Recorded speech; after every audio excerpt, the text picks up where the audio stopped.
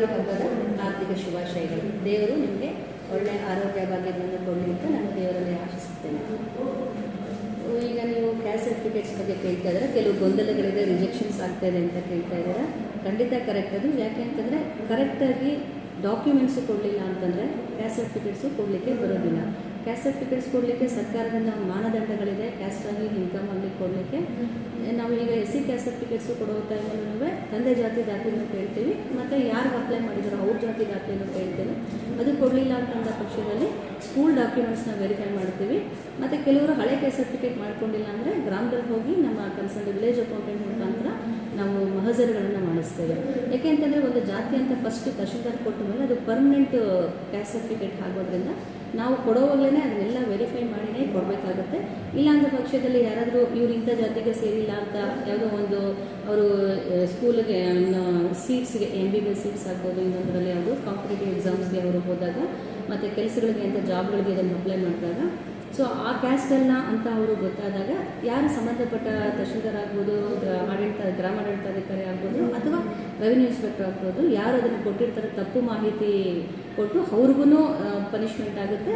ಕೊಟ್ಟಿರೋ ಅಧಿಕಾರಿಗಳಿಗೂ ಅವ್ರ ಮೇಲೆ FIR ಬುಕ್ ಆಗೋದ್ರಿಂದ ಸೊ ನಾವು ಅದನ್ನು ಕ್ಯಾಸ್ಟ್ ಸರ್ಟಿಫಿಕೇಟ್ಸ್ ಕೊಡಬೇಕಂದಾಗ ಖಂಡಿತ ಕೂಲಂಕುಷವಾಗಿ ದಾಖಲೆಗಳನ್ನು ಪರಿಶೀಲನೆ ಮಾಡಿಕೊಂಡೇ ಕೊಡಬೇಕು ಅಂತ ನಮ್ಮ ಗೈಡ್ಲೈನ್ಸ್ ಇದೆ.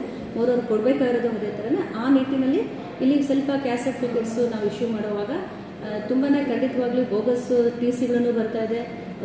ಏನು ಕ್ಯಾಸ್ಟ್ ಸರ್ಟಿಫಿಕೇಟ್ಸ್ ಆಲ್ರೆಡಿ ಬೇರೆಯವ್ರಿಗೆ ಕೊಟ್ಟಿದ್ದರಲ್ಲಿ ಹಾಡಿ ನಂಬರ್ಸಲ್ಲಿ ಅವ್ರ ಹೆಸರು ತೆಗೆದುಬಿಟ್ಟು ಇನ್ನೊಬ್ಬರು ಬೇರೆ ಹೆಸರುಗಳು ಹಾಕ್ಬಿಟ್ಟು ಬರ್ತಾ ಇದೆ. ಸೊ ಅಂಥ ಟೈಮಲ್ಲಿ ನಾವು ಪರಿಶೀಲನೆ ಮಾಡಿ ಅದನ್ನು ರಿಜೆಕ್ಷನ್ ಮಾಡ್ತಾ ಇದ್ವಿ, ಮಾಡಲೇಬೇಕು ಅದನ್ನು. ಯಾಕಂತಂದರೆ ಬೇರೆ ಆ ಕಮ್ಯುನಿಟಿಲಿರೋರಿಗೆ ಯಾರಿಗೂ ಆ ಸೌಲಭ್ಯಗಳಿಂದ ಅವರು ವಂಚಿತರಾಗಬಾರ್ದು ಅನ್ನೋ ಉದ್ದೇಶದಿಂದ ಮತ್ತು ನಾವು ಕ್ಯಾಸ್ಟ್ ಸರ್ಟಿಫಿಕೇಟ್ ಕೊಡುವಾಗ ಅಧಿಕಾರಿಗಳಾದ ನಮಗೆ ಒಂದು ಮಾನದಂಡಗಳಿರುತ್ತೆ, ಅದನ್ನು ಪರಿಶೀಲನೆ ಮಾಡಿನೇ ನಾವು ಕೊಡಬೇಕಾಗುತ್ತೆ.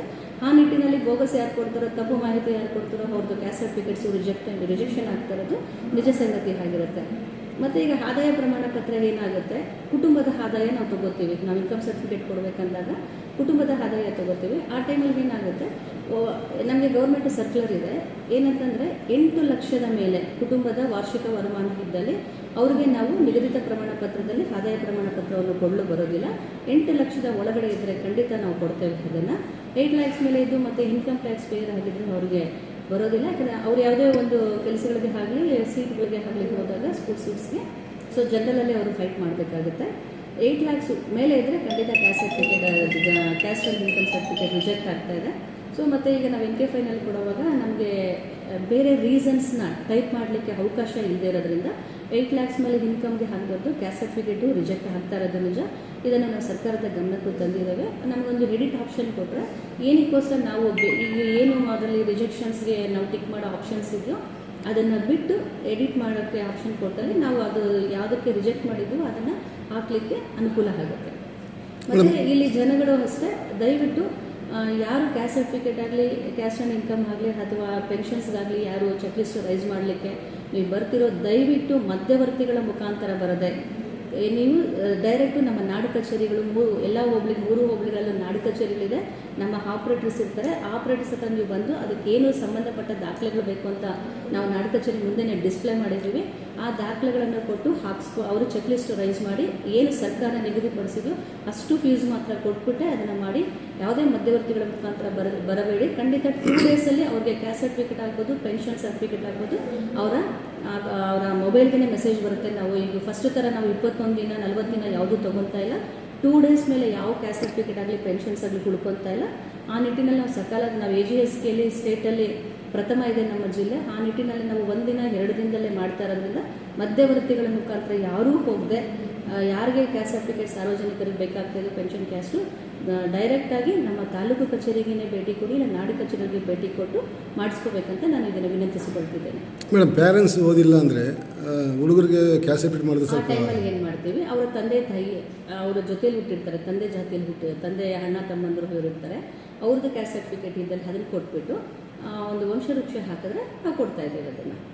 ಇಲ್ಲ ತಹಶೀಲ್ದಾರ್ ಏಜ್ ಆಗಿರೋರು ಯಾರಾದರೂ ಇದ್ದಲ್ಲಿ ಅವ್ರಿಗೆ ಯಾರಿಗಾದ್ರೂ ಒಬ್ಬರು ಹಾಕಿದ್ರೆ ಮಜರ್ ಮಾಡಿಕೊಂಡು ಕೊಡ್ತಾ ಇದ್ದೇವೆ. ಬಟ್ ಹೌದು ಕ್ಯಾಸ್ಟೇ ಇಲ್ಲದೆ ನೀವು ಕ್ಯಾಸ್ಟ್ ಸರ್ಟಿಫಿಕೇಟ್ ಇಂಥ ಕ್ಯಾಸ್ಟೇ ಕೊಡು ಅಂತಂದಾಗ ಅಫಿಡೇವಿಟ್ ಮಾಡ್ತಾ ಇದ್ದಾರೆ. ಅದು ಅಫಿಡೇವಿಟ್ ಬೇಸ್ ಮೇಲೆ ಕ್ಯಾಸ್ಟ್ ಸರ್ಟಿಫಿಕೇಟ್ ಕೊಡಬೇಕಂತ ಯಾವ ಗೈಡ್ಲೈನ್ಸ್ ಇಲ್ಲ ಅದಕ್ಕೆ.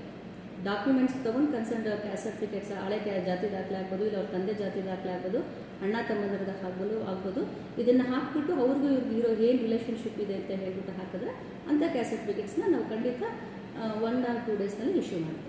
ಬೇಕಂತ ತಹಶೀಲ್ದಾರ್ ಆಫೀಸಲ್ಲಿ ಪಬ್ಲಿಕ್ನ ಅಲದಾಡಿಸ್ತಾ ಇದ್ದಾರೆ. ಆ ಥರ ಯಾವುದಾದ್ರೂ ಇದೆ ನನ್ನ ಗಮನಕ್ಕೆ ತೊಗೊಂಡು ಬಂದರೆ ಅದು ಯಾತಿಗೋಸ್ಕರ ರಿಜೆಕ್ಟ್ ಆಗಿದೆ ಅಂತ ನಾನು ಖಂಡಿತ ಅವ್ರಿಗೆ ಮನದಟ್ಟು ಮಾಡ್ಕೊಡ್ತೇನೆ. ಮೇಡಮ್, ಅದು ರಿಜೆಕ್ಟ್ ಆಗಿದ್ದು ಅವ್ರ ಫೋನ್ ಹೋಗುತ್ತೆ. ಯಾಕಂದರೆ ಅವರು ಚೆಕ್ ಲಿಸ್ಟ್ ರೈಸ್ ಮಾಡುವಾಗ ಅವ್ರ ನಂಬರ್ನ ನಾವು ಹಾಕ್ತೀವಿ.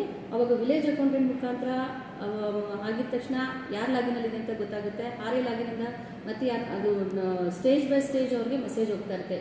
ಯಾರು ಆರ್ ಎ ಹತ್ರ ಇದೆಯಾ, ವಿ ಹತ್ರ ಇದೆಯಾ, ತಹಶೀಲ್ದಾರ್ ಹತ್ರ ಪೆಂಡಿಂಗ್ ಇದೆಯಾ ಅಂತ ಕೂಡ ಅವ್ರಿಗೆ ಗೊತ್ತಾಗುತ್ತೆ. ತಹಶೀಲ್ದಾರ್ ಒನ್ಸ್ ಅಪ್ರೂವ್ ಕೊಟ್ಟ ತಕ್ಷಣ ಸರ್ಟಿಫಿಕೇಟ್ ಇಸ್ ರೆಡಿ, ನೀವು ತೊಗೊಳ್ಳಿ ಅಂತ ಕೂಡ ಮೆಸೇಜ್ ಬರುತ್ತೆ. ಯಾವ ಕಾರಣದಿಂದ ಗೊತ್ತಾಗುತ್ತೆ ಅವ್ರಿಗೆ, ಅಲ್ಲಿ ಶರ ಇರುತ್ತೆ, ಗೊತ್ತಾಗುತ್ತೆ.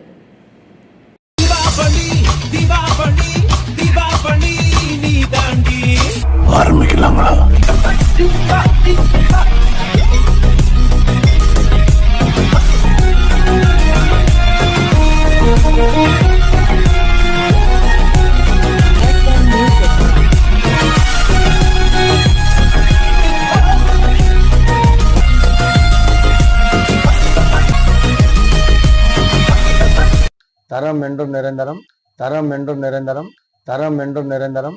வாங்க.